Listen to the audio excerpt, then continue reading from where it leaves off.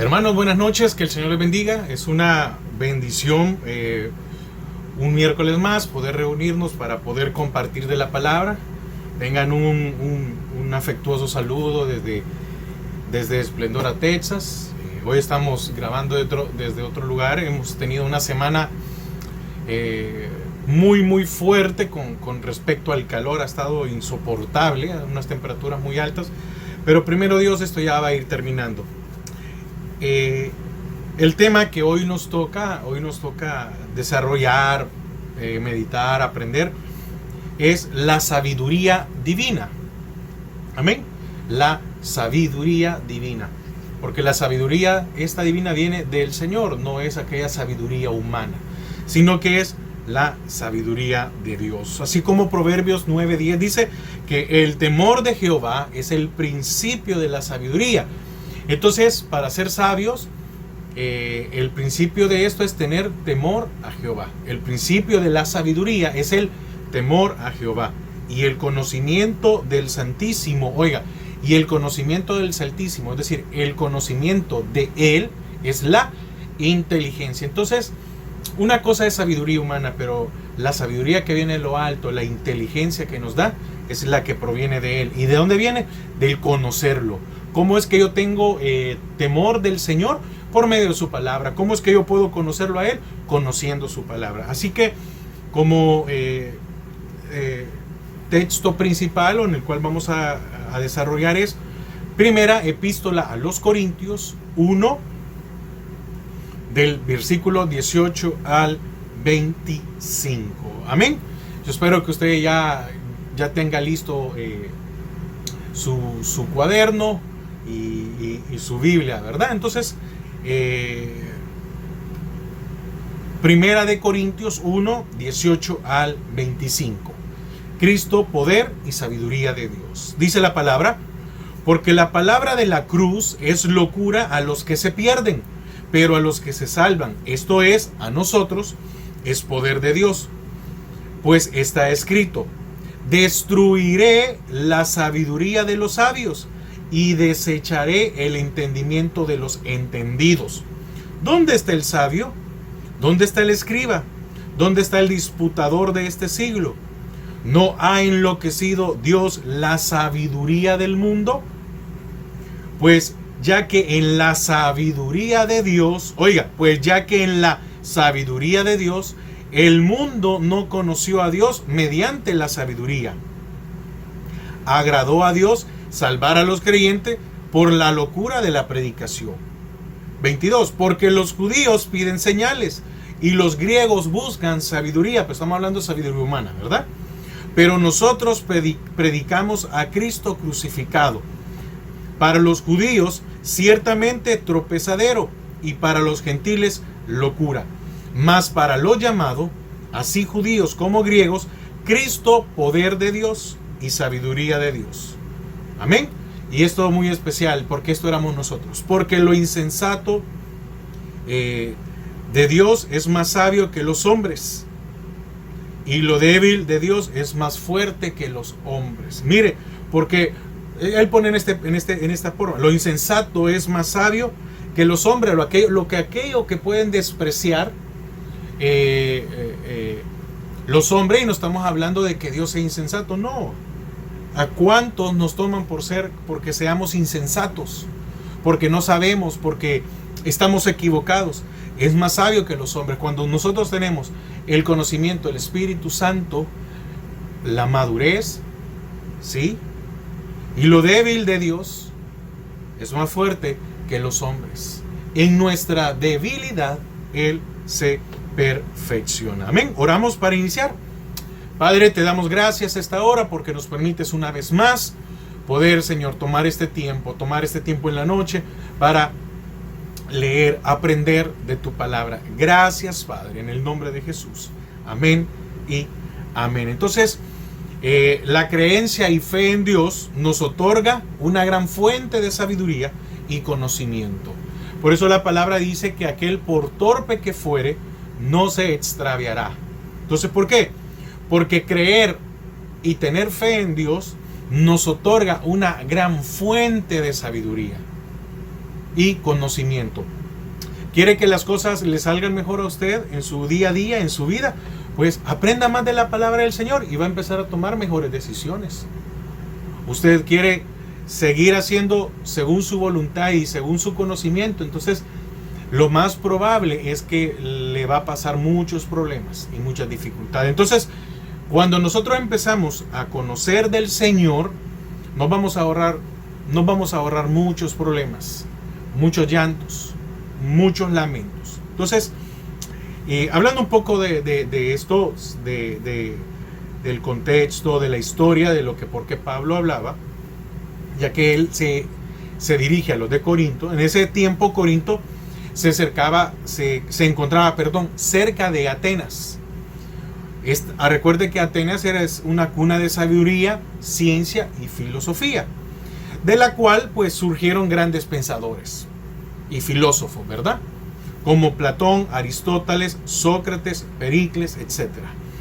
Era el centro de la literatura, ciencia, el arte y sede de la universidad más grande del mundo de aquellos tiempos. Y déjeme decirle, esto al día de hoy no ha cambiado. ¿Por qué? Porque vemos a mucho filósofo, a mucho científico, que creen que por el conocimiento que ellos han llegado a desarrollar, un conocimiento humano, desprecian a Dios. Y muchos de ellos, siendo ateos, ¿verdad?, llegan a decir de que no, Dios no existe. Y pues nada menos ahí tenemos un científico, ¿verdad?, que murió.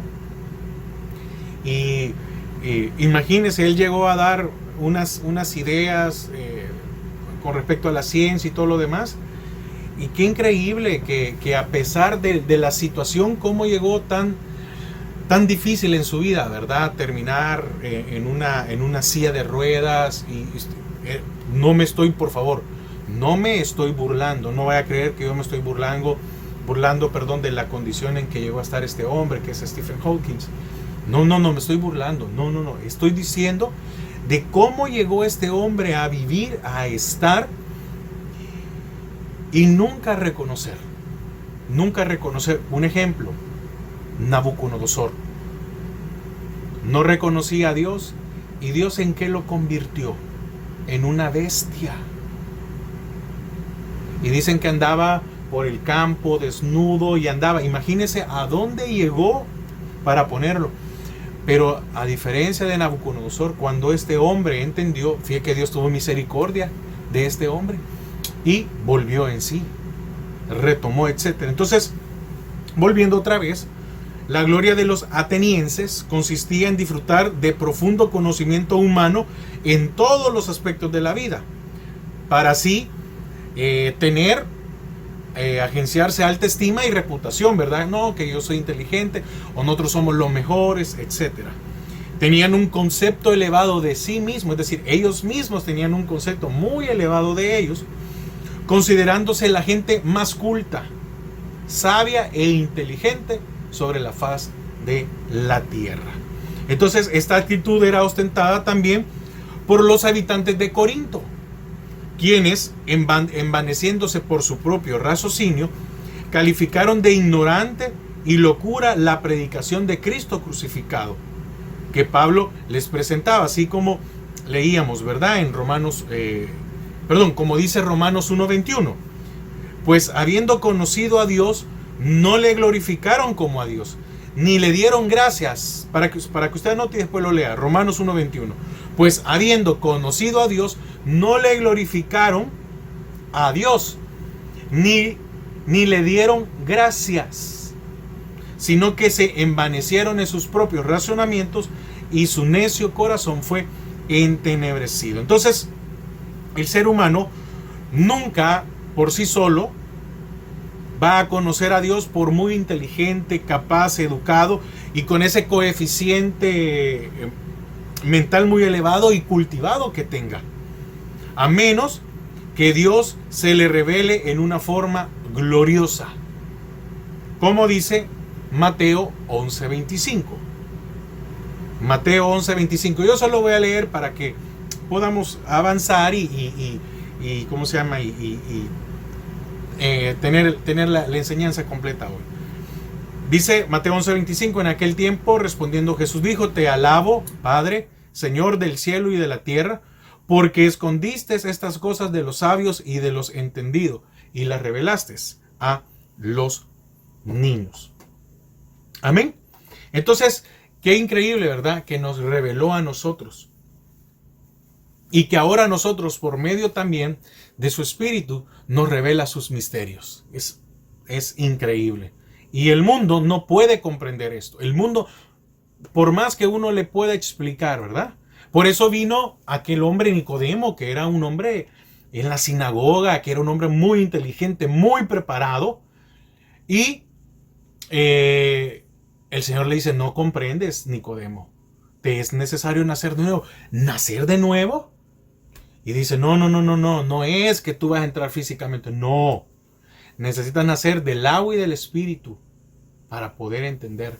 El propio Pablo, con la educación, con la sabiduría y con la inteligencia humana que llegó a tener, él por sus propios medios nunca pudo entender el conocimiento hasta que vino la misericordia de Dios a su vida. Hasta que lo devanó en el suelo, lo dejó ciego y nada más esperando que él hiciera algo. Entonces, el primer punto que vamos a desarrollar es la palabra de la cruz. Primera de Corintios, regresando otra vez a Corintios, Primera de Corintios 1:18. El primer punto que vamos a desarrollar este día es la palabra de la cruz. Está en 1 Corintios 1:18. Dice, porque la palabra de la cruz es locura a los que se pierden, pero a los que se salvan, esto es, a nosotros, es poder de Dios. Mire, la palabra de la cruz es locura a los que se pierden, pero ¿qué es para nosotros? Poder. Entonces al hombre le parece extraño y no logra comprender en su corazón el hecho de que Dios diera a su Hijo para morir en la cruz, con el fin de a nosotros redimirnos del pecado y liberarnos de una condenación eterna. Entonces muchas veces cuando la gente escucha esto, ellos dicen, pero yo no he pecado, porque para ellos la forma de vida es normal. Y la condenación eterna, muchos llegan a decir que después de esto ya no hay más vida y que hasta ahí llega. Otros dicen que hay reencarnaciones, pero siguen en este mundo, cuando la palabra nos enseña que este mundo va a tener su fin y él va a ser una tierra nueva, cielos nuevos y una gente nueva, etc. Entonces, existiendo tantos medios y recursos fuera de la cruz, con el fin de redimirnos del pecado y liberarnos de la condenación externa, entonces esta cantidad de medios y recursos fuera de la cruz son necesarios para proclamar una cosa, y que es la salvación. Entonces el Señor muere en la cruz, nos da salvación, y ahora ¿qué deja? Nos deja el Espíritu Santo, su palabra, etcétera, y todas las cosas, y que nos manda que hagamos discípulos. Entonces, en la dispensación de la ley, los colgados en un madero eran malditos. ¿Qué significa entonces? ¿Qué significa la cruz? ¿Qué significa la cruz? Maldición. Entonces, déjeme decirle esto y con mucho respeto. Vamos a leer Deuteronomio 21:23 para tener quiero tener una base para poder decirle lo siguiente. Deuteronomio 21:23. Repito, en la dispensación de la ley, en el tiempo de la ley, amén, los colgados en un madero eran malditos. Amén. Deuteronomio 21:23 dice, no dejaréis que su cuerpo pase la noche sobre el madero. Sin falta lo enterrarás el mismo día. Oiga, porque maldito por Dios es el colgado, y no contaminarás tu tierra que Jehová tu Dios te da por heredad. Entonces, la cruz, amén, entonces significa vituperio, depresión, humillación, dolor, sufrimiento y maldición. Entonces, por aquellas personas que A muchos aún dentro de la iglesia cristiana, estoy hablando en general, nos han enseñado de que no es una cruz porque eso me recuerda a salvación. No, es el medio. Una cosa es el medio que Dios utilizó para llevar la maldición que usted y yo teníamos. Quiere decir que si el Señor hubiera utilizado una guillotina, entonces mucha gente andaría colgada en su cuello o tendrían en su casa guillotinas. Si hubiera sido un machete, si hubiera sido algo, una lanza, eso, no. Dice la palabra, por eso dice, maldito, dice, porque maldito por Dios es el colgado. Entonces la cruz es un instrumento nada más, que representaba la maldición. Él utilizó eso para llevar mi maldición. Amén. Entonces, no deberíamos, por eso le digo, y lo digo con mucho respeto, no deberíamos colgar una cruz porque lo que tenemos adentro, el resultado de esa muerte en la cruz, es por eso que usted ahora y yo tenemos un Espíritu Santo. Ya no necesitamos nada externo. Y la palabra es muy clara en el Antiguo Testamento, dentro de la ley que se dio. No te harás imagen de lo que está en la tierra, en el cielo, fuera del cielo, debajo del agua, debajo de la tierra, no importa. No te harás imagen de nada. Entonces, cuando yo tengo una cruz, me estoy haciendo imagen de algo. Pero la cruz significa maldición. Entonces, Cristo, siendo muerto sustituto, padeció todo lo descrito por nosotros, para que usted lo lea después. Isaías 53, del 1 al 12. Amén. Usted lo lee después para que tenga un poco más de conocimiento, porque así es. Conociendo la palabra es que vamos a tener, ¿y qué leíamos al principio? Que el conocimiento nos revela a Cristo. El conocimiento nos hace conocer más de Dios. Entonces, Cristo, en Cristo Dios cargó el pecado de todos. Dios veía que la humanidad estaba llena de pecado, un pecado que no podía ser pagado por él mismo. Y entonces él manda a su hijo, da a su hijo, y sobre él, no sobre la cruz. Entonces la cruz no me da salvación. ¿Quién me da salvación? Cristo. Y ahora ¿a dónde tengo yo a Dios? En mi corazón, en nuestras vidas, el Espíritu Santo, que es parte de eso. Entonces, Dios carga en su Hijo, no en la cruz. Dios carga en su Hijo el pecado de todos. Gálatas 3:13. Amén. Le voy a dar un tiempo para que lo busque. Gálatas 3:13. Amén. Dice, Cristo nos redimió de la maldición de la ley. ¿Y qué se ocupaba en la ley? Una cruz. Entonces, fíjese, el que miraba una cruz sabía que era maldición. Y el que miraba a un colgado en una cruz sabía que era maldito. Amén. Entonces dice, Cristo nos redimió de la maldición de la ley, hecho por nosotros maldición, porque está escrito, maldito todo el que es colgado en un madero. El Señor consumó en la cruz su obra perfecta de salvación. ¿Y qué hizo ahí? Nos declara a nosotros inocentes y nos redime del pecado. ¿Por qué? Porque sin derramamiento de sangre no hay remisión de pecado. Amén. Eso está en Hebreos 9:22. Entonces, ¿qué hizo el Señor en la cruz? El Señor consumó su obra perfecta. ¿Por qué? Porque ante lo visible y lo no visible, oiga, ante lo visible y lo no visible, Él tenía que ser una muestra de llevar nuestra maldición, nuestra condenación, nuestros pecados. Por eso la ocupó. Amén. Entonces, no necesitamos, porque nosotros no tengo que andar cargando una cruz porque yo ya no llevo esa maldición. Él la llevó por mí. Ahora, pero tengo ahora adentro al Señor en mi corazón. ¿Qué mejor que eso? Como decía Hebreos 9:22, y casi todo es purificado según la ley con sangre, y sin derramamiento de sangre no se hace remisión. Amén. Entonces, Cristo fue el Cordero sin mancha. Recuerde que para poder hacer un sacrificio, el Cordero tenía que estar perfecto. No como lo que el Señor llegó a poner en orden allá en el templo, en el cual habían hecho mercado. ¿Por qué? Porque ya no se ven, ahí se vendían animales imperfectos. Y aún ahí hasta los sacerdotes estaban de acuerdo, porque el sacerdote no podía permitir recibir un animal que estuviera imperfecto.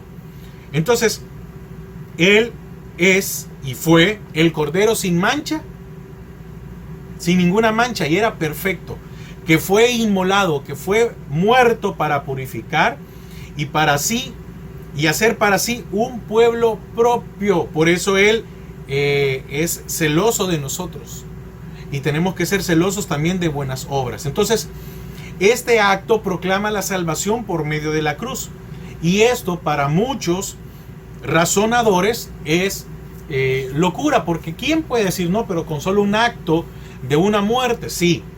Y muchos no pueden creer que con solo el hecho de haber muerto en esa cruz era suficiente.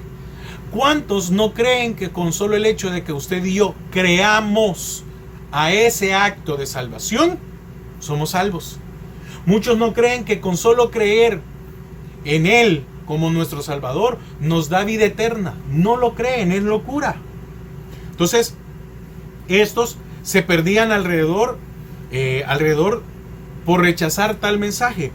Pero para nosotros, que somos salvos, oiga, para nosotros, solo por el hecho de creer en eso, se nos vuelve poder de Dios. Amén. Se vuelve poder de Dios en nuestras vidas. Segundo punto,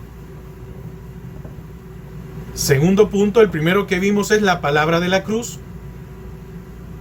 El segundo punto es la sabiduría humana, y eso está en 1 Corintios 1, 19 y 21. Dice, pues está escrito, destruiré la sabiduría de los sabios y desecharé el entendimiento de los entendidos. ¿Dónde está el sabio? ¿Dónde está el escriba? ¿Dónde está el disputador de este siglo? ¿No ha enloquecido Dios la sabiduría del mundo? ¿No los ha confundido Dios? Pues ya que en la sabiduría de Dios, el mundo no conoció a Dios mediante la sabiduría. Agradó a Dios salvar a los creyentes por locura de la predicación. Entonces, fíjese que los grandes hombres que han desarrollado en el mundo las diferentes ciencias, por lo general han refutado la existencia de Dios. ¿Sí? Lo que le decía hace poco del científico, él como muchos, amén, él como muchos que se han dedicado a estudiar, a hacer ciencia, y a estos han llegado al punto de despreciar, amén, o a refutar la existencia de Dios. Argumentando que el universo y la civilización humana existen por casualidad, ¿verdad? Lo que conocemos como el famoso Big Bang, que hubo una explosión y ahí se dio todo. ¿Y cómo es posible que de esa explosión salió algo, déjeme hablarlo en términos de esta manera, algo tan perfecto? ¿Por qué? Porque ¿cómo es posible que de una explosión se crea un mundo en el cual da oxígeno para que el humano respire? Pero también hay árboles, la naturaleza que purifica eso para que nosotros respiremos aire puro. Como también agua, que es nutriente, medicina que lo encontramos en las plantas. ¿Cómo? Es decir, usted póngase a pensar, llegar a decir que no, que todo esto es resultado de una explosión, de un Big Bang, y que somos parte de una evolución. Definitivamente, ¿verdad?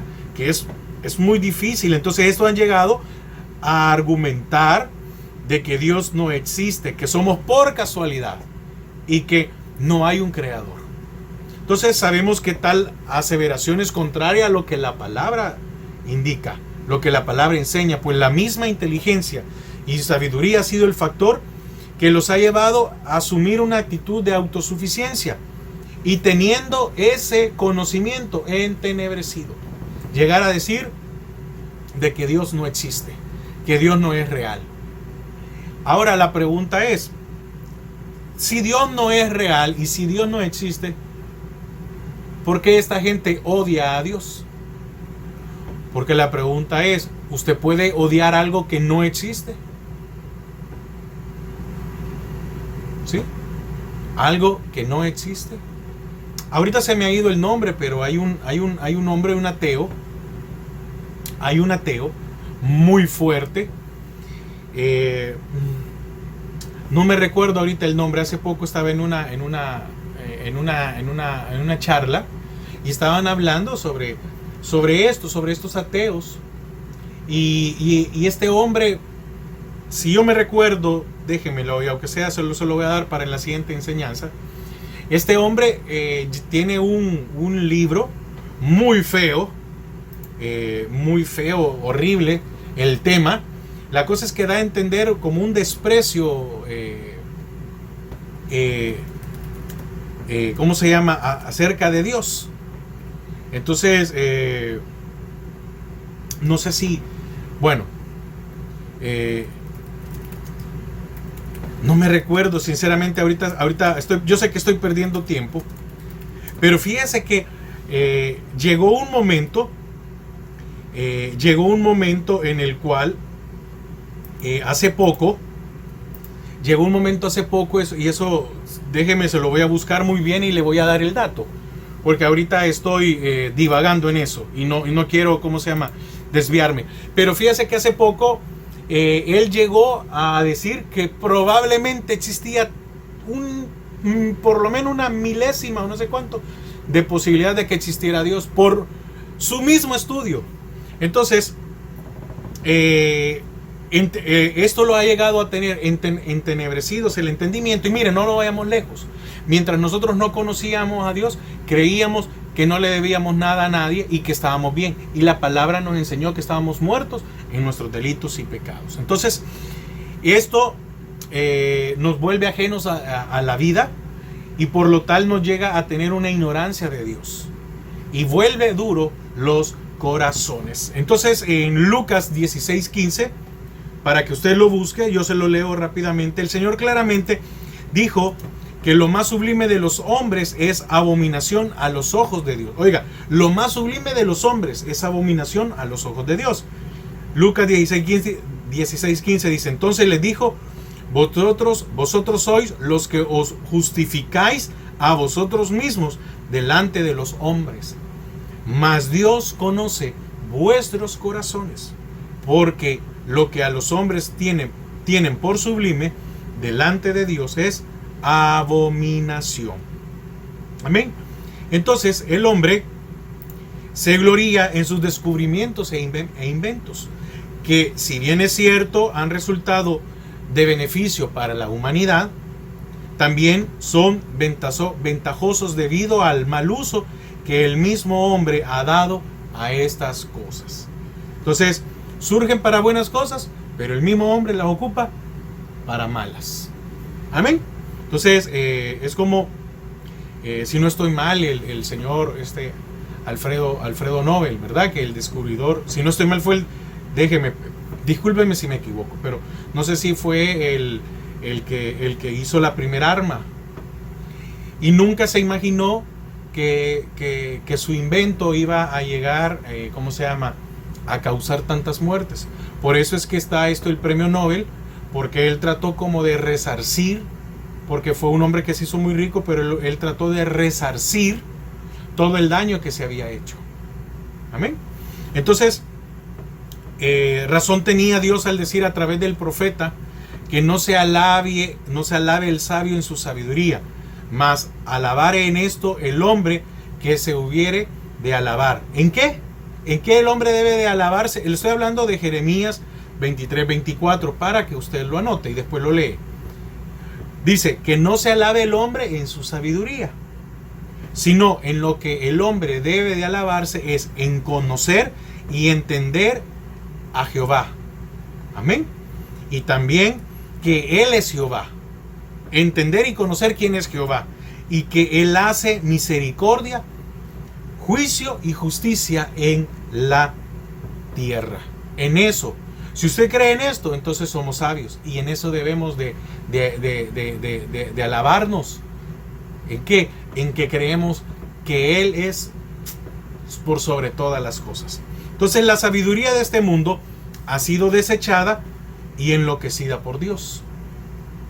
El Señor Jesús le dijo al Padre: has escondido estas cosas de los sabios y grandes de este mundo. ¿Cuáles cosas? Todo lo concerniente a la salvación, eternidad y gloria de Dios, que Él tenía reservadas tenía reservada desde la fundación del mundo para nosotros. Amén. La gente no entiende cómo es que nosotros tenemos salvación, eternidad. La gente no entiende cuando dice: y recibiréis poder cuando haya venido sobre vosotros el Espíritu Santo. Y muchos quisieran comprarlo. Y es tanto el conocimiento y la inteligencia que estos hombres tienen que no pueden comprender que es gratis, pero que hay que humillarse y reconocerlo a Él por sobre todas las cosas. Entonces, Pablo explica luego de qué modo el Evangelio ha hecho que la sabiduría del mundo parezca vacía. En sus propósitos, Dios había dejado que los sabios del mundo buscan un modo de vida y un conocimiento salvador de Dios. Pero habían buscado por completo, y aun cuando habían buscado por completo, no llegaron a conocer a Dios. Fíjese, qué triste, ¿verdad? Qué lamentable. Entonces, Pablo, ¿qué explica? Repito, el modo que el Evangelio ha hecho que la sabiduría del mundo parezca vacía. Entonces, en sus propósitos, Dios había dejado que los sabios del mundo buscaran un modo de vida, un conocimiento salvador de Dios. Y lo han buscado por completo, pero no han llegado a conocerle. Dice Isaías 1:3. Isaías 1:3. Muchas veces hemos oído testimonios, ¿verdad?, en donde alguien está muy enfermo y tal vez han tenido un tumor, un cáncer o algo difícil. Y muchas veces los doctores se han burlado, ¿verdad? Cuando dicen, no, le dicen al paciente: mire, usted lo que tiene es terminal, va a morir. Y tal vez el que es creyente dice: no, pero yo creo en Dios que me va a sanar. Y muchas veces se han burlado. Y repito, ¿cuántos testimonios no hemos escuchado de hermanos que han contado de que ahí estaba y cuando le hicieron los exámenes ya no estaba? Imagínense qué misericordia de Dios. Amén. Dice Isaías 1:3: el buey conoce a su dueño y el asno el pesebre de su señor. Israel no entiende. Mi pueblo no tiene conocimiento. Amén. Entonces, agradó a Dios disponer la salvación de los que creyeran en Él por medio de la predicación de la cruz. Pero si solo acepto, sí, solo acepte. Solo crea que Él es el Salvador de su vida y sus pecados van a ser perdonados. Pero solo eso. Pero yo tendría que hacer más cosas, como algunos sacrificios, o decir, no necesita nada, únicamente creer a Él. Entonces, ¿qué sucede con esto? Que muchos se frustran por todos los esfuerzos humanos que hacen para alcanzar la salvación, como el joven rico, ¿verdad? Llegó donde el Señor Jesús y le dice: ¿qué necesito para ser salvo? Él tenía una desesperación por ser salvo y no pudo pasar la prueba. No creyó a las palabras de Jesús. Entonces, muchos han buscado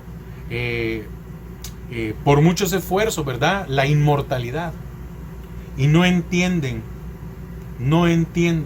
de que es por medio de esa cruz, que para alcanzar la salvación, ¿sí?, es únicamente creer a Él. Y muchos, por su propio criterio o sabiduría, se pierden, se extravían. Amén. Tercer punto: la lógica del hombre natural. la lógica del hombre natural. Eso lo vemos en 1 Corintios 1, 18 y 25, al 25. Amén. Dice, está en todo lo que leímos, ¿verdad? Pero vamos a leer desde el 22 en adelante. Porque los judíos piden señales y los griegos buscan sabiduría. Pero nosotros predicamos a Cristo crucificado, para los judíos ciertamente tropezadero, porque no creían que Él fuera el Mesías. Y para los gentiles locura. ¿Un hombre? ¿Este hombre era Dios? ¿Ese Dios se convirtió? Se convirtió, es decir, se hizo en hombre, se transformó en hombre, no lo creían. Mas para los llamados, nosotros, así judíos como griegos, Cristo poder de Dios y sabiduría de Dios. Porque lo insensato de Dios, amén, porque lo insensato de Dios es más sabio que los hombres y lo débil de Dios es más fuerte que los hombres. Ni los judíos ni los griegos estaban dispuestos a recibir el mensaje de redención por medio de Jesús. Amén. Ni judíos ni griegos querían creer en el mensaje de redención por medio de Jesús. Él era para ambos bandos un personaje sin sentido. A tal punto que hoy muchos israelitas o muchos judíos siguen esperando su venida cuando Él ya vino. Su vida modesta y humilde, sus enseñanzas no eran compatibles a las ideas tan sublimes y llenas de pompa y gloria humana que poseían. Sus mensajes no eran tan de alto nivel como los griegos o como todos estos creían, ¿verdad?, que había que tener como para poder hablar. Y dice la primera, en el literal A dentro de este tercer punto, los judíos piden señales. ¿Qué querían? Cosas, pues, grandes, misteriosas y evidencias sorprendentes de los cielos. Ellos querían que hicieran muchas cosas, ¿verdad? Lucas 11, 15 al 16, yo se lo voy a leer para avanzar. Pero algunos de ellos decían, por Beelzebú, príncipe de los demonios, echa fuera los demonios. Otros, para tentarle, le pedían señal del cielo. Y esto es de recordar que aún, fíjese que estando en la cruz estaban dos ladrones y uno de ellos le pidió señales y le dijo, si de verdad era Dios, sálvate y sálvame a mí también, señal. ¿Y qué le dijo el otro? Cuando vengas en tu reino, acuérdate de mí. Imagínese. Y qué respuesta, ¿verdad? Hoy estarás conmigo en el paraíso. Amén. O algunos, en algunos casos, querían ver algunos distintivos de realeza. Porque si era el Mesías, tenía que haber nacido en una cuna de oro o en el palacio de Jerusalén. Lo que pasa es que al Señor le tocaba nacer ahí, pero estaba usurpado. Porque el Señor era de la descendencia de David. Entonces, ¿quién tenía que ser el rey en ese tiempo? José, su padre. Pero el reino estaba usurpado. Entonces, o también que dentro de su descendencia fuera una destacada y encumbrada familia en la sociedad judía, viniendo como todo un príncipe lleno de honores en el palacio con cualidades y aptitudes para asumir el poder político y llevar así al pueblo judío a una liberación total del Imperio Romano. Por esa razón fue que aquellos magos no eran reyes magos, ni tampoco se llamaban Melchor, Gaspar y Baltasar, no es cierto. Por eso, el primer lugar donde lo fueron a buscar, ¿dónde fue? En el palacio. Fíjese. Y ellos habían entendido, pero ellos en su conocimiento fueron a buscarlo a un palacio. Entonces, cuando lo vieron los hombres, ¿verdad? Cuando lo vieron sencillo, humilde, entrando en Jerusalén, ¿y cómo entró? En un pollino.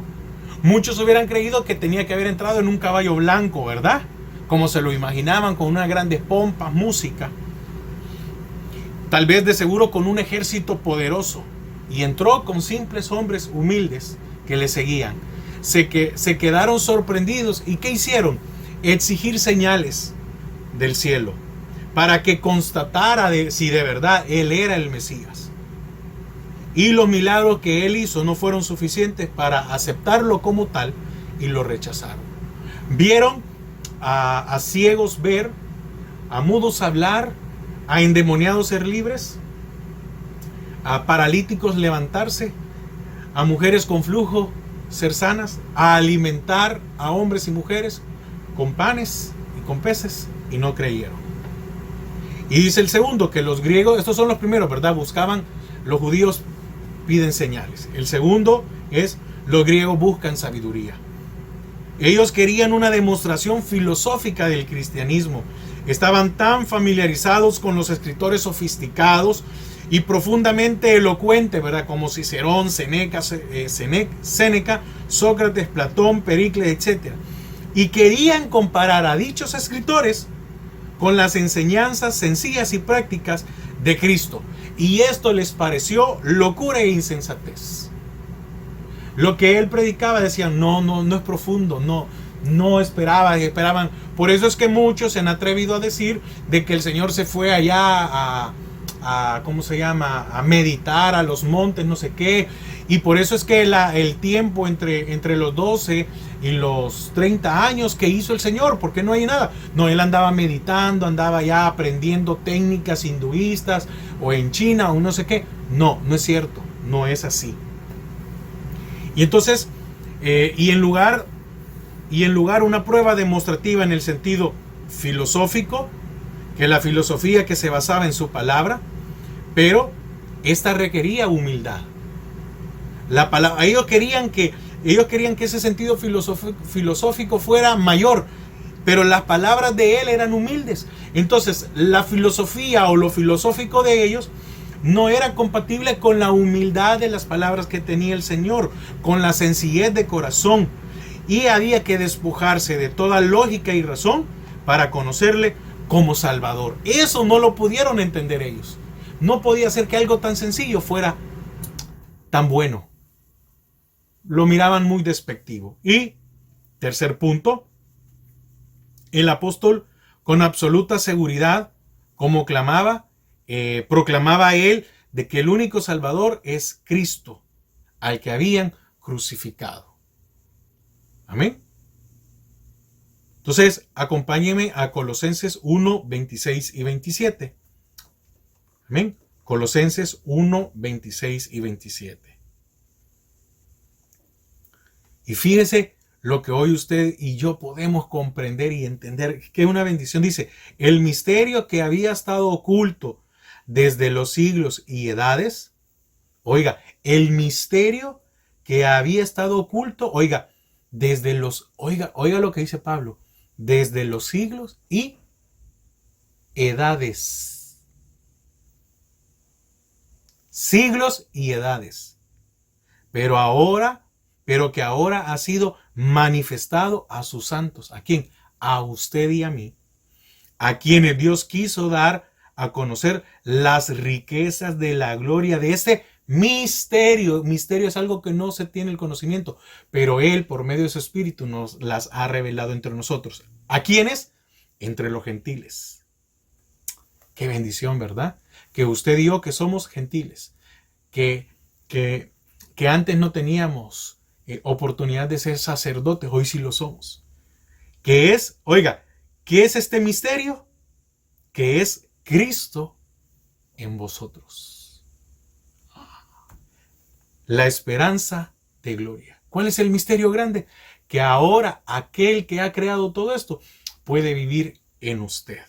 Entonces, esto era tropezadero para los judíos en su esperanza equivocada, porque ellos esperaban a un Mesías político. Ellos esperaban que se levantara un hombre y que, se pusiera en contra del Imperio Romano y decirle que eran unos corruptos y decirles y levantar en armas, ¿sí? Y levantar en armas para derrocarlos, para que fueran libres. Y el Señor no vino a eso. Cuando le preguntaron con respecto a qué opinaba con respecto del César, dice, bueno, al César hay que darle lo que es del César y a Dios lo que es de Dios, respetando, fíjese, quién estaba invadiendo o quién tenía cautivo o quién tenía el poder sobre Israel. Para los griegos era locura, cuya confianza se basaba en su propia sabiduría, y en la sabiduría de ellos no podían entender cómo esto era posible. Mas para nosotros, los llamados, ¿quiénes? Nosotros, usted y yo, y aquí es tanto judíos como gentiles. ¿Por qué? ¡Qué misericordia!, ¿verdad? Jesús es todo. El poder de Dios, ese poder de Dios que ha transformado nuestra sabiduría y ahora nos ha dado, ese poder de Dios que ha transformado nuestras vidas y ahora nos ha dado sabiduría. Porque en Él están todos, yacen los cimientos e inexplorados tesoros de sabiduría. Él es la fuente. Él es el pozo de sabiduría y propósitos eternos de Dios, que estaban escondidos desde los siglos y edades, y que ahora han sido manifestados a sus santos, a usted y a mí. Esto es la sabiduría divina. El hecho de creer, el hecho de confesar. El hombre natural no puede entender, Romanos 3:23, que si confesares con tu boca que Jesús le levantó de los muertos, serás salvo. No pueden comprender eso. Pero usted y yo, sí, ¿verdad? Que Él nos levantó, nos dio vida porque estábamos muertos en el delito y pecado, y nos levantó de la inmundicia en donde estaban nuestras vidas, y que ahora hemos sido perdonados y tenemos una vida eterna. Esos son regalos de Dios en nuestras vidas. Amén. Como siempre, hermanos, es una bendición poder haber compartido con ustedes este tema. Repito, si usted tiene dudas, hermano, vuelva a ver el video. Y si tiene alguna duda de algo que no entiende, escríbame. Y con gusto yo les respondo. Amén.